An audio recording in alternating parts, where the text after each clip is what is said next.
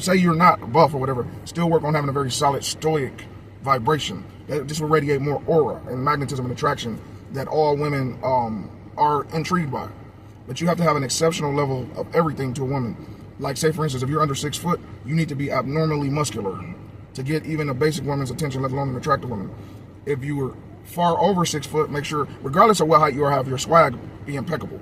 Like for instance, I know a perfect example of how women love outliers and exceptions, and they have outlier and exceptionalism syndrome, as I call it, and I took that term right there. Okay, I didn't create the terms. Like I said, they make rules for betas and break rules for alphas. That's been circulating forever. It's just the truth. But outlier and exceptionalism syndrome is something that I took in the term of, though I created that terminology single-handedly when it comes to the hypergamous mindset, putting labels on the hypergamous mindset that's unilateral in women. Because when most guys say hypergamy, they're just talking about a woman monkey branching upward socioeconomically. I'm talking about she'll physiologically do it too. A woman would cheat on anybody if she can convince herself that another man is her soulmate. And that's based on vain perspective, but it's based on a man fulfilling the unicorn delusion of her pre-judgmental preferences. So her prejudices of her preferences, if she can meet a man that mysteriously fits those boxes, whatever those boxes are, you can check all of those off. And if he checks all those boxes off, by the way, he is an illusion.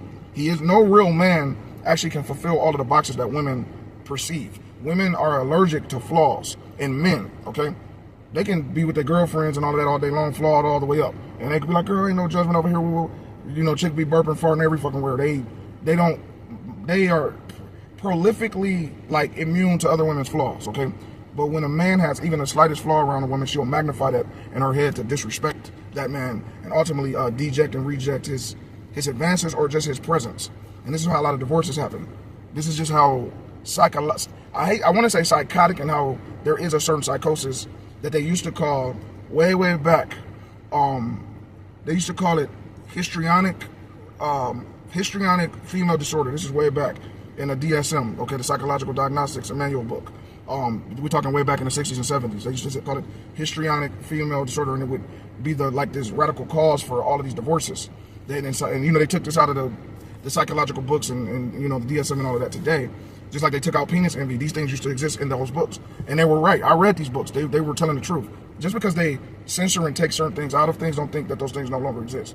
There's still an undercurrent of its existence always. It's just like, you know, just like we're on Earth in a new generation, okay, as they would call it, New Earth, but there's still fossils everywhere of the old generations.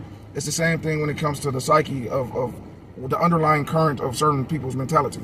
You know what I'm saying? It's like it's still there. Just like racism. You can delete racist comments all you want every day, but the undercurrent of the racism is still going to be embedded in that person's DNA for a multitude of reasons, right? And that's a whole nother conversation.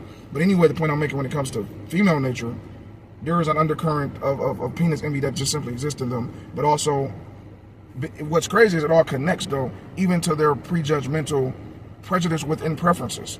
Ain't that something? Like, because they have penis envy so bad, you got to be larger than life, no pun intended, but have fun with that ism, in every way, shape, and form for them to actually allow themselves to put their guard down and come to you. Like Hail Mary. A perfect case in point is a brother named, I think, King68, I think, something like that, King68, all on YouTube, doing his thing. Salute to the brother. He's on social media, period. All he does is what I've been telling y'all to do for years, right? Going way back to when I was on YouTube. Get yourself fly, get your swag up tight, and just go places where you're not introducing yourself to women, but you're looking fly. Oftentimes you're in your own zone. Well, all the time you're in your own zone, and you look good and you smell good. Your pheromones are on point. That to the point where it triggers a woman's hormones to come talk to you because you're exceptional and you're an outlier to all different rules. But of course, this takes having a certain amount of swag, certain amount of course, outlier and epigenetic DNA. And that brother being 6'8" and having a basketball player and a rapper combination look, all different races of attractive women find themselves attracted to him and walking up to him. And I don't think it's a stunt. I don't think it's fake. I know it's not fake because I've seen these type of things happen in real time. Okay, with many brothers, with relatives and all of that, you know, like my uncles used to get that reaction from women a lot. They were all like these Jeremy Meeks Jr.